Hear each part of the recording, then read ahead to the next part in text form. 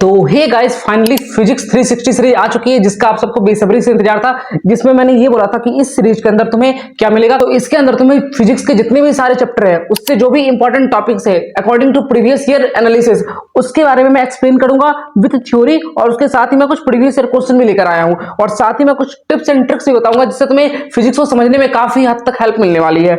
और इससे तुम आराम से 160 प्लस इन नीट फिजिक्स तो स्कोर कर ही सकते हो, क्योंकि मेरा खुद का स्कोर भी 170 नंबर था नीट फिजिक्स में, और मैंने बहुत ही जीरो से स्टार्ट किया था। और मुझे पता है कि फिजिक्स को किस तरह से पढ़ना होता है। हमेशा कॉन्सेप्ट जानना जरूरी नहीं होता है, तुम्हें कॉन्सेप्ट से ज्यादा इंपॉर्टेंट होना चाहिए कि तुमसे क्वेश्चन सॉल्व होना चाहिए। बहुत सारे स्टूडेंट्स के साथ ये होता है कि भैया लेक्चर तो देख लिए बट क्वेश्चन सॉल्व नहीं हो रहा है। तो वही आज मैं तुम्हें थ्योरी के साथ साथ क्वेश्चन सॉल्विंग अप्रोच भी समझाने वाला हूं। तो कुछ लोग का ये डाउट रहेगा कि क्या भैया मैं इस सीरीज में पूरी तरह से डिपेंडेंट हो सकता हूं? हाँ, अगर तुम इसको 0 से लेकर 100 तक फॉलो करते हो, मतलब जो भी मैं बताने वाला हूं, तो ये बिल्कुल सफिशिएंट है। बट तुम्हें साथ में अपने तरफ से क्वेश्चन प्रैक्टिस तो करनी पड़ेगी। इस चीज को समझ रहे हो ना? तो इसी के साथ लेट्स स्टार्ट द वीडियो। और आज का जो हमारा चैप्टर है वो यूनिट एंड मेजरमेंट। ये चैप्टर बहुत ही बेसिक सा चैप्टर है, लेकिन तब भी पता नहीं लोग इसको क्यों इग्नोर कर देते हैं। यूनिट मेजरमेंट या यूनिट डायमेंशन, जो भी तुम कह लो। और इस चैप्टर से एटलीस्ट 3 से 4 क्वेश्चन तो आते ही है, और मेरे टाइम पर इससे 4 क्वेश्चन आ गए थे। 4 क्वेश्चन समझते हो कितना होता है? फिजिक्स में टोटल 45 है, मतलब 10% of the physics come from the unit and dimension chapter. तो सोचो कितना इंपॉर्टेंट हो जाता है ये। बात करते हैं इसके इंपॉर्टेंट टॉपिक्स की, तो ये तुम्हारा एक डायमेंशन एनालिसिस एक टॉपिक इंपॉर्टेंट है, एक परसेंटेज एरर है, एक इंस्ट्रूमेंट है, और एक derive physical quantity by alternate fundamental quantity. मतलब ये 4 टॉपिक है, चारों टॉपिक से एक एक क्वेश्चन हमारे टाइम पर आ गया था। तो आज मैं इसके अंदर ये 2 टॉपिक को डिस्कस करने वाला हूं, और अगले वीडियो में मैं इन 2 टॉपिक को डिस्कस करूंगा। मैं ट्राई ये करूंगा कि मैं वीडियो की लेंथ को शॉर्ट रखूं, ताकि तुम लोग बोर ना हो जाओ। अगर मैं 1 घंटे की वीडियो बना दूं तो पता नहीं तुम लोग देख भी पाओ या उसको ना देख पाओ सही तरह से, इसलिए मैं इसको शॉर्ट रखना चाह रहा हूं। ठीक, तो अब बात करते हैं डायमेंशन एनालिसिस के बारे में। तो देखो, इसमें ये कहा जाता है NU इक्वल टू कांस्टेंट। इसका मतलब क्या हुआ भैया कि देखो, कोई भी फिजिकल क्वांटिटी को हम लोग NU के फॉर्म में रिप्रेजेंट करते हैं। NU का मतलब ये हुआ कि N मतलब हो गया नंबर, और U मतलब हो गया यूनिट। तो मान के चलो कहीं दिया हुआ है डिस्टेंस इक्वल टू कितना, 10 मीटर फॉर एग्जाम्पल, कहीं दिया रखा है डिस्टेंस 10 मीटर है। इसको और तुम क्या लिख सकते हो? इसको तुम 1000 सेंटीमीटर भी तो लिख सकते हो ना, क्योंकि तुम्हें पता है 1 मीटर के अंदर कितना होता है, 1 मीटर के अंदर 100 सेंटीमीटर होता है। तो ठीक है, तो अब तुम ये देखो कि जैसे ही तुमने मीटर को क्या चेंज किया, सेंटीमीटर में चेंज किया, तो 10 की वैल्यू क्या पहुंच गई, 1000 पहुंच गई। तो उसी तरह से जब तुम यूनिट को छोटा करते हो, कि मीटर क्या था, एक बड़ा यूनिट था, सेंटीमीटर क्या है, एक छोटा यूनिट है, तो जैसे ही तुमने यूनिट को चेंज कर दिया ना, और मैं ये कहूं कि तुमने यूनिट को डिक्रीज कर दिया, तो तुम्हारा नंबर क्या हो जाता है, बढ़ जाता है। फॉर एग्जाम्पल तुमको इसको ऐसे भी समझ सकते हो, जब तुम मिलीमीटर को सेंटीमीटर में चेंज करते हो, तो इसमें तुमने क्या किया, यूनिट को बड़ा किया है। तो यूनिट को जब भी तुम बड़ा करोगे, तो तुम्हारा जो नंबर होगा वो क्या हो जाएगा, स्मॉल हो जाएगा। ये बेसिक सी बात है, तुम्हें याद रखना है। NU इक्वल टू इसलिए कांस्टेंट होता है, मतलब unit into number equal to constant रहने वाला है हमेशा। इसलिए इसका हम तुम ग्राफ भी प्लॉट कर सकते हो कि N is inversely proportional to U, कि N बढ़ेगा तो U घटेगा, इस तरह से। तो ये तुम्हारा ग्राफ भी आ जाता है। तो ये ग्राफ भी एग्जाम में आ सकता है। अब बात करते हैं एक क्वेश्चन केस की। तो देखो, यहां पर एक दे रखा है असर्शन रीजन क्वेश्चन, जिसमें तुम्हें सबसे ज्यादा प्रॉब्लम होती है। तो यहां पर दे रखा है physical quantity is measured and its value is always found to be NU, where N is the numerical unit and U is the unit. सही बात है, ये तुम्हारा सही है। और रीजन दे रखा है N is inversely proportional to 1/U। तो यही हमने पढ़ा भी था, क्योंकि एक फिजिकल क्वांटिटी क्या होता है, NU इक्वल टू कांस्टेंट होता है। क्यों होता है ऐसा? क्योंकि N is inversely proportional to U होता है। बिल्कुल बात सही है। तो यहां पर तुम्हारा ए और दोनों सही हो जाएगा, और reason with the correct explanation of assertion. ये तुम्हारा पहला आंसर इसका हो जाएगा। ठीक है, अब बात करते हैं दूसरे टॉपिक की ओर, जो कि बहुत ही बेसिक सा टॉपिक है, लेकिन तब भी बताता हूं। देखो, एक फिजिकल क्वांटिटी जो होती है ना, वो 2 टाइप की होती है। एक होती है तुम्हारी फंडामेंटल, और दूसरी होती है डिराइव। फंडामेंटल जो होती है वो 7 तरह की होती है।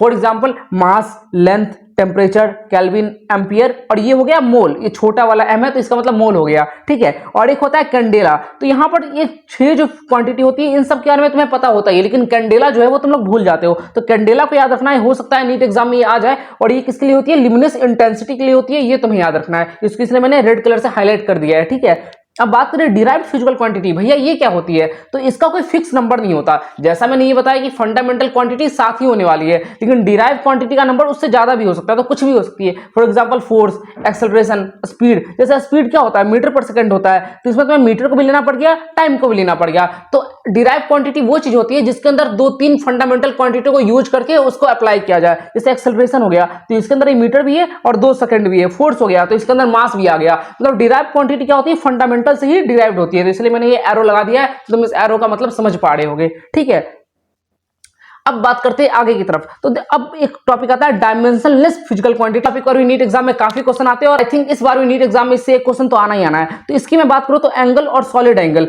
ये दोनों डायमेंशनलेस क्वांटिटी है। स्ट्रेन भी डायमेंशनलेस है, डिफ्रैक्टिव इंडेक्स डायमेंशनलेस है। रेशियो, कोई भी चीज का तो जब तुम रेशियो लेते हो लाइक फॉर स्पेसिफिक ग्रेविटी, तो इसमें अगर तुम G/G अगर करोगे तो उसका डायमेंशन क्या आएगा, 0 ही आएगा, मतलब उसका डायमेंशन नहीं होने वाला। रिलेटिव परमिटिविटी और ट्रिगोनोमेट्री फॉर्मूला या कोई भी एक्सपोनेंशियल फंक्शन जो होता है, तो तुम्हें इसको एज सच याद ही कर लेना है कि ये सारी जो क्वांटिटी होती है वो क्या होती है, डायमेंशनलेस होती है।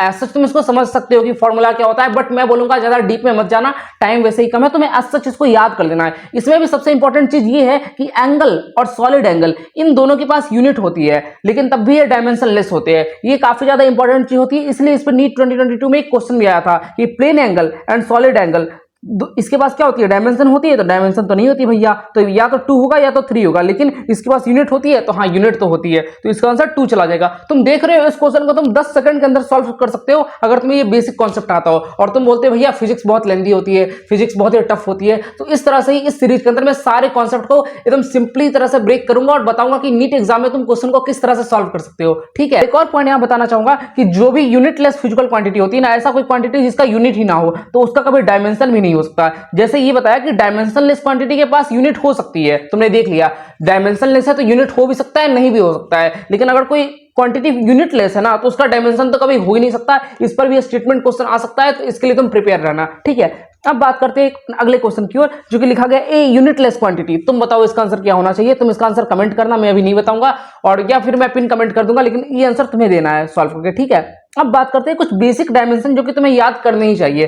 फॉर एग्जांपल तुम्हें फोर्स का डायमेंशन याद रहना चाहिए ml/-2, और एनर्जी का याद होना चाहिए ml²t-2, और बाकी सारा तुम डिराइव कर सकते हो तुम जितनी फॉर्मूला सीखोगे। लाइक अगर मान के चलो जी का डायमेंशन पूछ लिया, तो जी का डायमेंशन याद करने की जरूरत है ही नहीं, तुम्हें फोर्स का पता है, तुम निकाल सकते हो F=G m1m2/r², तो F×r² करोगे बट्टा m1/m2, तो ये तुम्हारा जी का डायमेंशन अपने आप निकल जाएगा।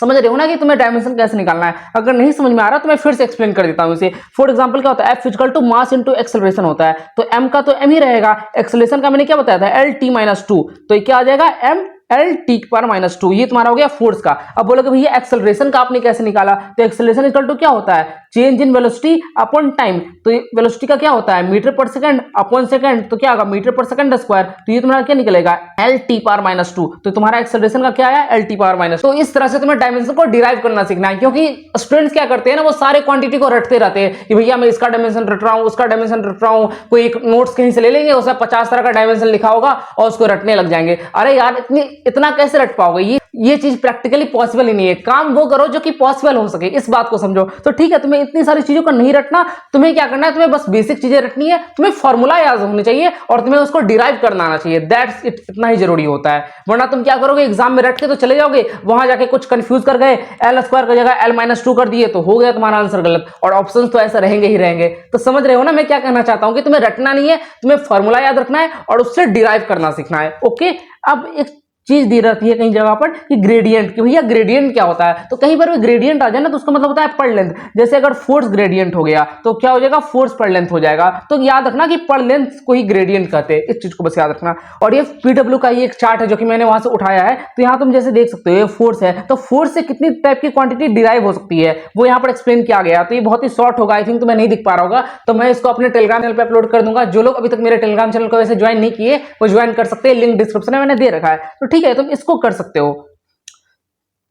अब बात करते हैं एक और क्वेश्चन की ओर, जैसे यहां पे दिया गया if E and G are respectively denote energy and gravitational constant then E/G has the dimension of. तो देखो एनर्जी को तुम कैसे लिख सकते हो, एनर्जी इक्वल टू क्या, वर्क ही हुआ, वर्क एनर्जी दोनों सेम है, और वर्क इक्वल टू क्या होता है, फोर्स इनटू लेंथ। इतना तो आई थिंक तुम्हें पता होना चाहिए। अगर इतना नहीं पता यार तो फिर पता नहीं तुम्हारे फिजिक्स में कैसे नंबर आ पाएंगे, थोड़ा डिफिकल्ट होगा, लेकिन चलो कोई ना, हम कर लेंगे साथ में। तुम याद रख लो अभी के लिए, जो वर्क का जो फॉर्मूला होता है ना, जो वर्क का फॉर्मूला होता है वो होता है फोर्स इनटू लेंथ, और वर्क ही क्या होती है, एनर्जी भी होती है। तो हम एनर्जी को लिख सकते हैं F×L, हाँ भैया लिख तो सकते हैं। और ये तुम्हें पता ही होगा F=G m1m2/r², जो कि ग्रेविटेशन वाले चैप्टर का है, ये भी तुम्हें पता होगा।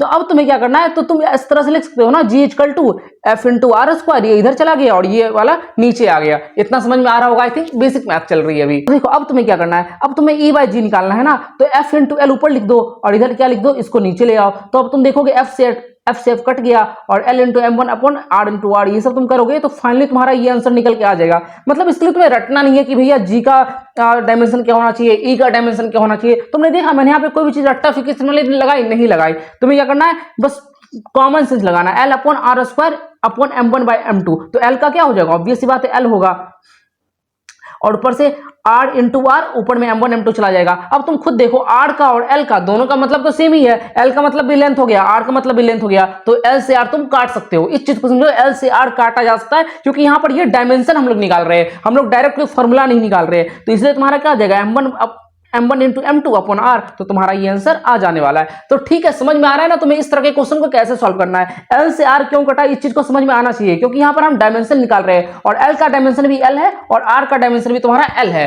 ठीक है, तुम्हें हर स्टेप्स के पीछे का रीजन समझना है कि ये चीज यहां पर क्यों किया गया है, ताकि फिर तुम एग्जाम में कुछ गलती करके ना आ जाओ। अंडरस्टैंड। यहां पर फिर से एक बहुत ही इंपॉर्टेंट नोट आ रहा है जिसको तुम्हें फिर से याद करना पड़ेगा, क्योंकि इससे भी तुम मान के चलो कि एक क्वेश्चन आ सकता है एग्जाम में, बहुत ज्यादा प्रोबेबिलिटी है। तुम्हें याद क्या करना है, कुछ ऐसे क्वांटिटी होते हैं ना, उनके डायमेंशन इक्वल होते हैं। मतलब 3-4 ऐसे फिजिकल क्वांटिटी होंगे जिसके डायमेंशन इक्वल होंगे, फिर 3-4 ऐसे होंगे जिनका डायमेंशन इक्वल होंगे। तो वहां पर एक एग्जामिनर का फेवरेट क्वेश्चन बन जाता है, जो भी क्वांटिटी का इक्वल डायमेंशन है वो एग्जामिनर पूछ ही देता है, तो तुम्हें वो याद कर लेना है डायरेक्ट। जैसे प्रेशर, एनर्जी डेंसिटी, बल्क या शियर मॉड्यूलस या स्ट्रेस, इन सब के डायमेंशन क्या होते हैं, ml-1 T⁻⁻²। अब बात करते हैं सेकंड की, लाइक एंगुलर मोमेंटम और प्लैंक्स कांस्टेंट, इनके डायमेंशन होती है ml² T-1। इन दोनों के भी इक्वल होते हैं और ये काफी बार पूछा जा चुका है एग्जाम में। ठीक है, अब बात करते हैं तीसरी की, तो इलेक्ट्रिक फील्ड और पोटेंशियल ग्रेडियंट, इन दोनों के भी इक्वल डायमेंशन होते हैं। वो क्या है, ml(T⁻³ A⁻1). और फोर्थ क्या है, surface tension, surface energy, force gradient, spring constant,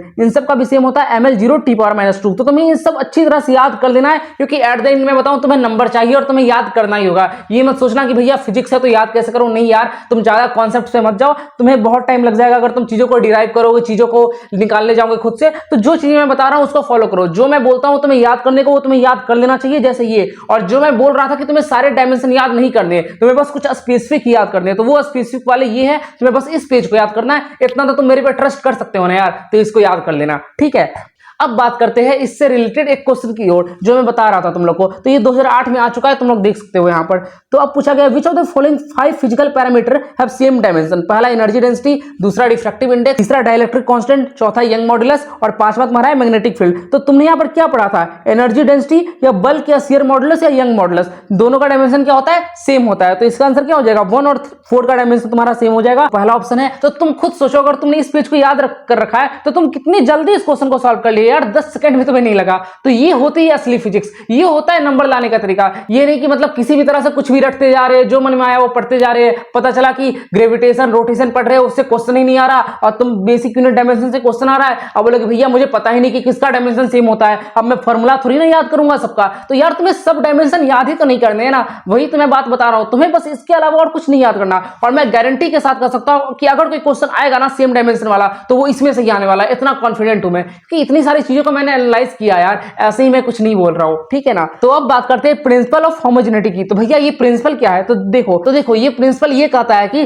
कोई भी फिजिकल क्वांटिटी को हम तभी ऐड या सब्ट्रैक्ट कर सकते हैं जब वो सेम डायमेंशन की होगी। इस फंडे को याद रखना, ये बहुत ही इंपॉर्टेंट है। और दूसरा ये कहता है कि अगर तुम कोई भी फिजिकल क्वांटिटी को अगर मल्टीप्लाई या डिवाइड करना चाहते हो ना, तो वो डिफरेंट डायमेंशन की होगी तब भी चल जाएगा। मतलब अगर एडिशन सब्ट्रैक्शन करना है तो सेम डायमेंशन का होना चाहिए, लेकिन अगर जनरली मल्टीप्लाई डिवाइड करना है तो डिफरेंट डायमेंशन का होगा तब भी चल जाएगा। तो पूरा फंडा ये कहता है, तुम्हें बस ये 2 चीज याद रखनी है, उससे तुम्हारे सारे क्वेश्चन सॉल्व हो जाएंगे प्रिंसिपल ऑफ होमोजेनिटी के। जैसे तुम ये देख सकते हो, मैंने एक ही क्वेश्चन इससे लिया है और ये थोड़ा कॉम्प्लेक्स क्वेश्चन है, इसको सॉल्व करने का ट्राई करना और मैं बता ही देता हूं। चलो, और आंसर तुम कर देना अगर तुम इसको आंसर कर सकते हो तो। देखो a+b, यहां पे कहा गया if a and b are physical quantity having different dimension then which of the following expression is correct. तो कौन सा करेक्ट हो सकता है? अगर मैंने क्या बोला, अगर डिफरेंट डायमेंशन है तो उसको तुम ऐड सब्ट्रैक्ट तो कभी कर ही नहीं सकते। तो पहला ऑप्शन तुम्हारा गलत हो गया, दूसरा भी गलत हो गया, क्योंकि इसमें क्या है a+b है और a-b है।